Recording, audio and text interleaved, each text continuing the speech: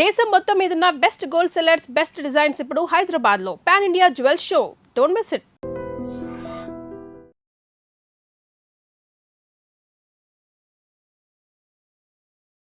I dream ప్రేక్షకులందరికీ నమస్కారం.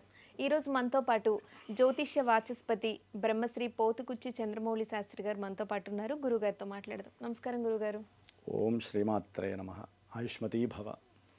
గురుగారు, చాలామంది దేవాలయంలో 108 ప్రదక్షిణాలు చేస్తే వాళ్ళు కోరుకున్న కోరికలు నెరవేరుతాయని చాలామంది నమ్ముతూ ఉంటారు. అసలు 108 సంఖ్యకు ఉన్న ఆధ్యాత్మిక ప్రాముఖ్యత ఏంటి? అలాగే 108 ప్రదక్షిణాలు చేసేటప్పుడు మనం ఏమైనా నియమాలు పాటించాలా? ఈ వివరిస్తారా? చాలా చక్కటి, అందరికీ అనుమానం తీర్చేటటువంటి ప్రశ్న, అందరూ తెలుసుకోవాల్సినటువంటి చిన్న విషయం అమ్మ. దీనికి పరిహారం కూడా ఆల్రెడీ మీరే అన్నారు, ప్రదక్షిణం చేయడానికని. యాక్చువల్లీ అమ్మ, మనకి ఉన్నటువంటి నిత్య దైనందిక జీవితంలో దేవాలయాలకు వెళ్ళటమే అతి కష్టమైపోయాను. ప్రదక్షిణాలు ఎక్కడ చేస్తారమ్మా? మన ఇంట్లో పూజలు చేసుకుంటే మన చుట్టూ మనం తిరిగేస్తాం. ఎందుకని మన చుట్టూ మనం తిరుగుతాం? మనలో ఒక ఆత్మ ఉంటుంది, జీవాత్మ అంటారు. అంటే మనలో ఆత్మ ఉంది అంటే సాక్షాత్తు పరమేశ్వరుడో శ్రీమన్నారాయణుడో మనలో ఉన్నట్టే కదమ్మా, అవునా కదా? అంటే నీలోన శివుడు గలదు, నాలోన శివుడు గలడు అని మన మహానుభావుడు పాట రాశాడు. అంటే ప్రతి మనిషిలో, ప్రతి జీవిలో ఉంటుంది. అందుకనే మన చుట్టూ మనం తిరిగితే 3 సార్లు దేవుడి చుట్టూ తిరిగినారు అని చెప్పి దానికి మంత్రం ఉంటుంది, అయిపోతుంది. కొంతమందికి తీవ్రమైనటువంటి కష్టాలు వస్తాయి, తీవ్రమైనటువంటి కోరికలు ఉంటాయి. కోరికలు అంటే అన్యదా తీసుకోకూడదమ్మా. ఇప్పుడు ఒకరి ఇంట్లో పెళ్ళిళ్ళు కావట్లేదు, ఒక అమ్మాయికి కానీ అబ్బాయికి కానీ. ఎక్కువగా అమ్మాయిలే తిరుగుతారు దేవాలయంలో, అబ్బాయిలు చాలా తక్కువ. నేను దేవాలయంలో చేసి వచ్చాను కాబట్టి చదువుతున్నాను. అమ్మాయిలు ఎక్కువగా ఒక 11 రోజులు, 21 రోజులు, 5 రోజులు సంఖ్యగా పెట్టుకుంటారమ్మా. పెట్టుకొని 108 ప్రదక్షిణాలు, అమ్మవారి అయితే అమ్మవారికి, శివుడికి అయితే శివుడికి, వారి జాతకంలో ఉన్నటువంటి సిస్టమ్ను బట్టి ఈ టైంలో ఈ దేవుడికి చేయండి. కొంతమంది హనుమంతుల వారికి చేస్తారు, కొంతమందికి విష్ణుమూర్తికి చేస్తారు 108 ప్రదక్షిణాలు, కొంతమంది మనకి ఈశ్వరుడికి చేస్తారు. దేనికంటే అది జాతకంలో చూస్తే కానీ తెలియదు. ఎవరి వలన దోషం కలుగుతుందో ఆ గ్రహానికి సంబంధించినటువంటి అధిష్టాన దేవత అయినటువంటి దేవతలకి చేయాలి. అంటే కానీ మనకేమో మన జాతకంలో ఉన్నటువంటి గ్రహం ఒకటైంది అనుకోండి. ఇప్పుడు గురుడు ఉన్నాడు, గురుడికి శివుడికి చేయరు సాధ్యంత వరకు. ఏ రాముల వారికో విష్ణుమూర్తికో చేస్తారు. అదే శనికి సంబంధించిన దోషం ఉందనుకోండి, ఆయన వలన కార్యాలు ఆలస్యాలు అవుతున్నాయి, లేకపోతే కార్యాలు ఆటంకాలు కలుగుతున్నాయి, పూర్తి కావట్లేదు అనుకుంటే ఈశ్వరుడికి చేస్తారు. అట్లా రాహుగ్రహం దోషం ఉందనుకోండి, దుర్గా అమ్మవారికి చేస్తారు.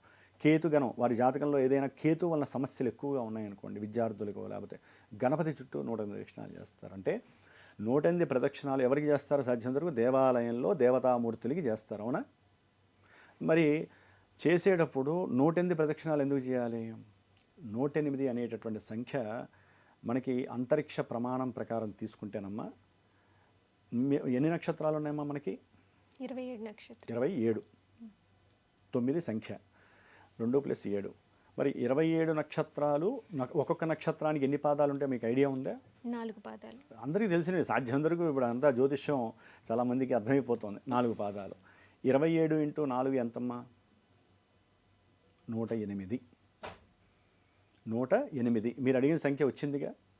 27 నక్షత్రాలు, ఒక్కొక్క నక్షత్రము మనకి 4 పాదాలుగా విభజించి ఉంటుంది. అందుకనే కదా పుట్టినప్పుడు స్వాతి నక్షత్రం 2వ పాదం, లేదా విశాఖ నక్షత్రం 1వ పాదం అంటారు. అంతేగాని విశాఖ నక్షత్రం అండి అనరు. ఆ పాదంలో ఉన్నప్పుడు దోషాలు అనేవి ఈ పాదంలో ఎక్కువగా ఉన్నాయి, ఈ పాదంలో దోషాలు లేవమ్మా, ఇబ్బంది ఏం లేదు అని చెప్తూ ఉంటారు. అంటే 108 పాదాలలో ప్రతి పాదానికి ఒక విశిష్టత ఉంటుంది. అట్లాగే 27 నక్షత్రాలకి ఒక గ్రహదేవత ఉంటుంది, ఒక సామాన్యమైన మన దైవానికి సంబంధించిన దేవతలు కూడా ఒక్కొక్క నక్షత్రానికి దేవతలు ఉంటారు. ఇప్పుడు అశ్విని ఉందనుకోండి, అశ్విని దేవతలు ఉంటారు. అట్లాగే మనకి పుబ్బా నక్షత్రం ఉంటే దానికి సంబంధించిన సూర్యుడు ఉంటారు. అట్లా స్వాతి నక్షత్రం ఉందనుకోండి, దానికి అమ్మవారి రూపంలో వాయువు అనేటటువంటిది ఉంటుంది. శతభిష నక్షత్రం వరుణుడు, ఇట్లా దేవతల రూపంలో ఉంటారు. మరి ఈ 108 ప్రదక్షిణాలు ఎందుకు చేస్తున్నామంటే, మనం ఏ నక్షత్రంలో పుట్టామో తెలిసినా తెలియకపోయినా, తెలిసి కూడా ఏం చేయలేకపోయినా, ఏ పాదంలో పుట్టినా కూడా ఈ యొక్క 108 ప్రదక్షిణాలు చేయడం ద్వారా 27 నక్షత్రాలకు సంబంధించిన పాదాలలో 27 నక్షత్రాలకి ప్రదక్షిణాలు చేసినట్టే అవుతుంది. మనం జ్యోతిష రీత్యా ఈ 108 ప్రదక్షిణాలు మనది అంతరిక్షంలో ఉన్నటువంటి గ్రహాలతో ముడిపడి ఉన్నటువంటి శరీరం అమ్మ. ఇది నఖ శిఖ పర్యంతం. నఖం అంటే కింద కాలిగోళ్ళు, శిఖం అంటే మన శిరస్సు వరకు మొత్తం మన ప్రతి బాడీలో ఉన్నటువంటి ప్రతి ఆర్గాను ఎవరితో ముడిపడి ఉంది? గ్రహాలతో ముడిపడి ఉంది.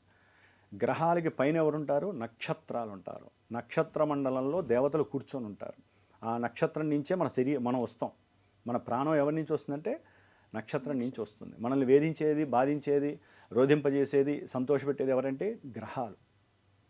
కాబట్టి దానికి పోర్ట్ఫోలియోస్ ఇచ్చేశాడు పరమేశ్వరుడు. కాబట్టి 108 ప్రదక్షిణాలు చేయటం వలన వారు మొత్తం నక్షత్రాల్ని సంతోషపెడతారు, నక్షత్ర పాదాల అధిష్టాన దేవతల్ని సంతోషపెడతారు, నవగ్రహాలు సంతోషపడతాయి. ఇంకా వాళ్ళలో ఏమవుతుందమ్మా? తామస గుణాలు, రజోగుణాలు స్థిమితమైపోతాయి, తేజస్సు పెరుగుతుంది. 108 ప్రదక్షిణాలు చేయడం ద్వారా యంత్ర ప్రతిష్ఠ చేసినటువంటి ఆ దేవాలయంలో ఉన్నటువంటి ఆరా అనేటటువంటిది వీరి మీద పడేటటువంటి దోష నక్షత్రాలు, దోషగ్రహ ప్రభావాల్ని నిర్మూలన చేసేటట్టుగా చేసి ఈ శక్తి అంతా కూడా ఎంతోమంది భక్తులు దేవాలయానికి వచ్చి ప్రదక్షిణాలు, పూజలు, అభిషేకాలు, బ్రాహ్మణ మంత్రాలు, దానాలు, అన్నదానాలు చేస్తూ ఉంటారు కదా. ఈ పుణ్య ఫలితం అంతా కూడా ఒక ఆరాగా ఉంటుంది కదా. ఆరాని వీళ్ళు తిరుగుతూ ఏమవుతుందమ్మా? ఇప్పుడు భూమి తిరుగుతుంటేనేగా మనం బతుకుతోంది. ఇక్కడ ఒక్కసారి ఆగిపోతే ఏ వస్తువు ఎక్కడా ఉండదు, అవునా కదా? అంటే సూర్యుడి యొక్క ఆకర్షణ వల్ల భూమి ఎట్లా తిరుగుతుందో మనం తిరుగుతూ ఉండటం ద్వారా దైవానికి చాలా దగ్గర అయిపోతూ ఉంటాం. మన మనసులో ఉన్న కోరిక అచంచలంగా తీరాల్సిందే. అది 11 రోజుల 21 రోజుల తర్వాత విషయం. మనకున్న బాధలు తీరిపోవాల్సిందే. కాబట్టి 108 ప్రదక్షిణాలు చేయటం అత్యంత విశేషము. అది కూడా ఏదైనా సరే మొక్కు ఉంటే చేసుకోవాలి. ప్రతినిత్యము ఎవరు చేయలేరు. ఎక్కువగా ఏ దేవాలయంలో మనం ఈ 108 ప్రదక్షిణాలు చేయడం వల్ల మనకి మంచి జరుగుతుంది గురుగారు? ఎక్కువగా అమ్మ హనుమంతుల వారికి అధికంగా చేస్తారమ్మా. అసలు ఇంకా వాళ్ళకి దోషం ఉండదు. ఇక ఆయన అనుగ్రహం పూర్తి వచ్చినట్టే. ఎక్కువగా తర్వాత దుర్గాదేవికి చేస్తారమ్మా. దసరా ఉత్సవాల్లో దుర్గాదేవిని ఆరాధిస్తారు, లేదా ప్రతి శుక్రవారము చేస్తారు. నాకు తెలిసి ఎక్కువగా చేసేది, ఎందుకంటే రాహు బాధలు, శని బాధల వలన మనిషి ఇబ్బందులు పడుతూ ఉంటారు.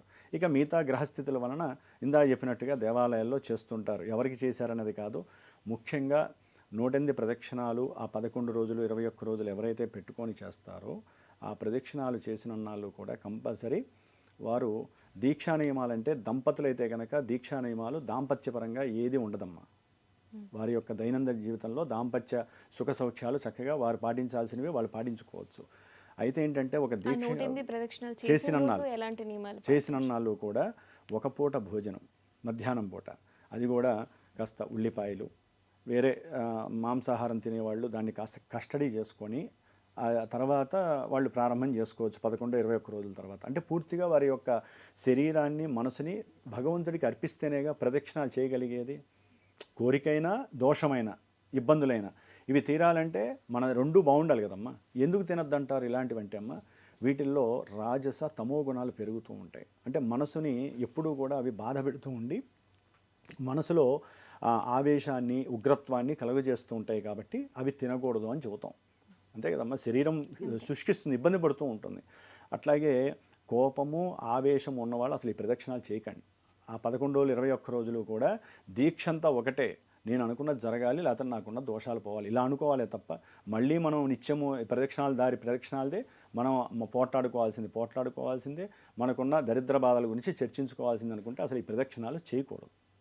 కాబట్టి ప్రదక్షిణాలు చేసేవాళ్ళు ఒక పూట భోజనం, రాత్రిపూట కాస్త ఏదైనా దివ్యమైనటువంటి అల్పాహారం స్వీకరించి వాళ్ళ నిత్య దైనందిక జీవితం, అదే పిల్లలైతే కనుక కింద పడుకునే అవకాశం ఉంటే కింద పడుకోవచ్చు.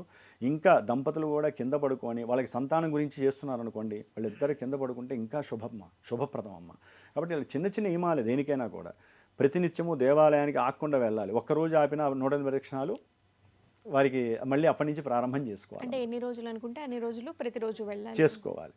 ఈ ప్రదక్షిణాలు ప్రారంభం చేసే ముందు గణపతి అర్చన చేసుకొని, నాయన ఈ 21 రోజులో 11 రోజులో మా ఇంట్లో వాళ్ళకి కానీ, మాకు కానీ, బంధువులకు కానీ ఎటువంటి ఇబ్బందులు, సమస్యలు రాకూడదు. మీకు అర్థమయ్యే ఉంటుంది. వాళ్ళ ఇళ్లలో సమస్యలు వచ్చినా మనకి అయిపోవాలిగా, మన దాయాదుల్లో ఎవరి ఇళ్లలో అన్న సమస్యలు వస్తే. అందుకని అందరూ బాగుండాలి. నేను చేసే 21 రోజుల ప్రదక్షిణాలకి ఆటంకం లేకుండా గణపతి నువ్వు కాపాడమని గణపతి పూజ ఆరాధించాలి. 108 శనగలు కానీ, 108 బొబ్బర్లు కానీ, 108 మనకి తులసి ఇత్తనాలు దొరుకుతాయి, అవి కానీ చేతిలో పట్టుకోవాలమ్మా. ఒక ఇత్తడి బౌల్లో వేసుకొని చేతిలో పట్టుకొని తిరగాలి. కొంతమంది అదేదో టిక్లు కొట్టుకుంటూ ఉంటారు పెన్నులతో, అది నాస్తి, అలా చేయకూడదు. బౌల్లో 108 విత్తనాలు వేసుకొని ప్రదక్షిణం చేయటం. అక్కడ కింద ఒక చిన్న ఇత్తడి బౌల్ పెట్టుకోవాలి. ఇత్తడి చాలా విశేషంగా ఉంటుందమ్మా, రాగి కానీ పెట్టుకొని ఒక గింజ. ఈ ప్రదక్షిణం చేసేటప్పుడు హనుమంతుల వారికి అయితే శ్రీరామ రామ రామేతి చదువుకుంటూ చేయాలమ్మా. అట్లాగే ఈశ్వరుడికి చేసేటప్పుడు కూడా ఆయనకి సంబంధించిన ఓం శివాయ గురవే నమః, లేకపోతే వారికి సంబంధించిన నక్షత్రానికి సంబంధించిన పాదం మంత్రం ఉంటుంది. ముఖ్యంగా అమ్మ 108 ప్రదక్షిణాలు చేసేటప్పుడు అవకాశం ఉన్నవాళ్ళు విష్ణు సహస్రనామం పట్టుకొని ఒక ప్రదక్షిణం చేసేటప్పుడు విష్ణు సహస్రనామంలో ఒక మంత్రం ఉంటుంది.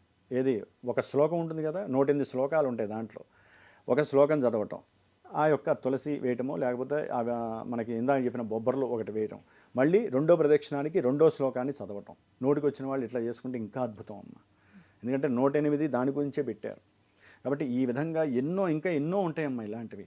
ఈ 21 రోజులు అయిపోయిన తర్వాత తప్పకుండా ఏ దేవుడికైతే చేశారో ఆ దేవతా హోమాన్ని చేసుకోవటం, లేకపోతే దేవాలయంలో ఆ దేవుడికి అభిషేకాదులు ప్రసాదాలు చేసి వారి చేత్తో కాస్త పులిహోరో దద్దోజనమో ఆయనకి ఇష్టమైన ప్రసాదం చేసి 10 మందికి పెట్టాలి, లేకపోతే అన్నదానం అన్నా చేయాలి. మనకి పని అయిపోయాక చేద్దామని మాత్రం అనుకోకూడదు. ఆ 21 రోజులు అయిపోయిందా, స్వామివారికి శాంతి చేశామా, నమస్కారం చేసుకోవాలి, ఆయన ఎప్పుడు చేస్తాడో అప్పుడు పని పూర్తి చేస్తాడు.